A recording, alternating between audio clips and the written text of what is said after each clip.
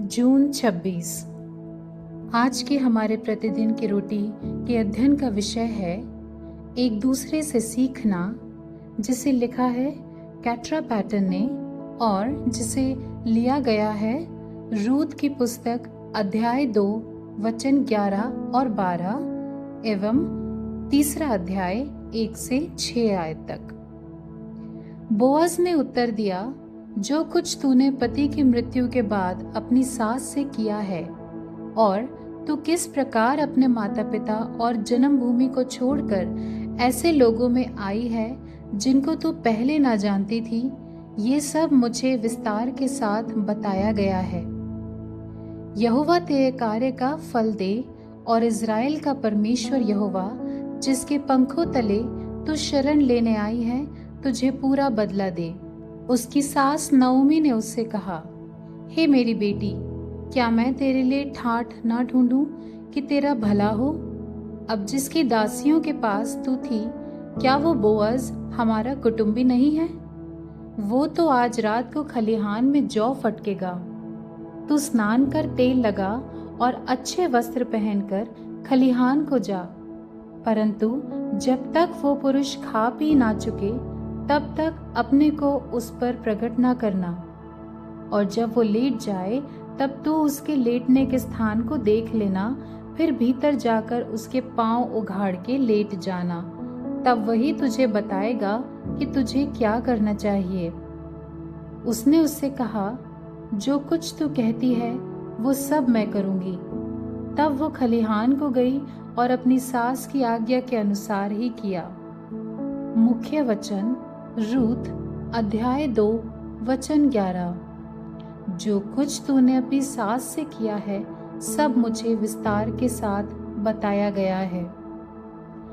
Zoom के एक सुलभ संचार उपकरण होने से कई साल पहले एक मित्र ने मुझसे एक प्रोजेक्ट पर चर्चा करने के लिए वीडियो कॉल पर शामिल होने के लिए कही थी। मेरे ईमेल के लहजे से वो बता सकती थी कि मैं भ्रमित हूँ, इसलिए उसने सुझाव दिया कि मैं एक किशोर को ढूंढूं जो मुझे वीडियो कॉल सेट करने का तरीका जानने में सहायता करेगा। उनका सुझाव पीढ़ियों के बीच घटित संबंधों के मूल्य की ओर इशारा करता है। ये रूत और नओमी की कहानी में देखा गया कुछ है। रूत को अक्सर एक वफादार बहू होने के लिए स्वीकारा जाता है, जिसने नओमी के साथ बेथलेहम वापस जाने के लिए अपनी भूमि छोड़ने का फैसला किया।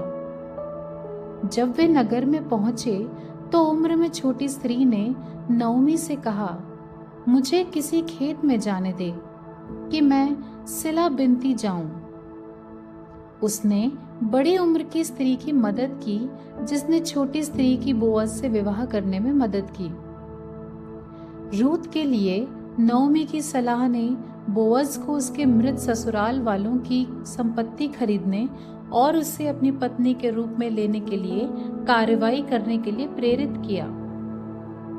हम निश्चित रूप से उन लोगों की सलाह का सम्मान करते हैं जो युवा पीढ़ी के साथ अपने अनुभवी ज्ञान को साझा करते हैं, लेकिन रूत और नओमी हमें याद दिलाती हैं कि आदान प्रदान दोनों तरीकों से हो सकता है।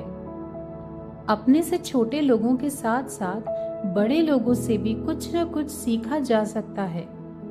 आइए प्रेमपूर्ण और विश्वास योग्य अंतर पीढ़ीगत संबंधों को विकसित करने का प्रयास करें।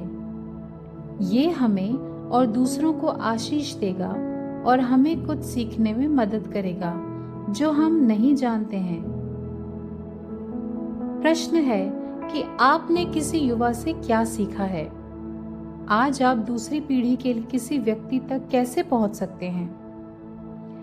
प्रिय परमेश्वर, युवाओं और वृद्धों में पाए जाने वाले ज्ञान के लिए आपको धन्यवाद। मुझे अंतर पीढ़ीगत आदान प्रदान को महत्व देना सिखाएं। आमीन।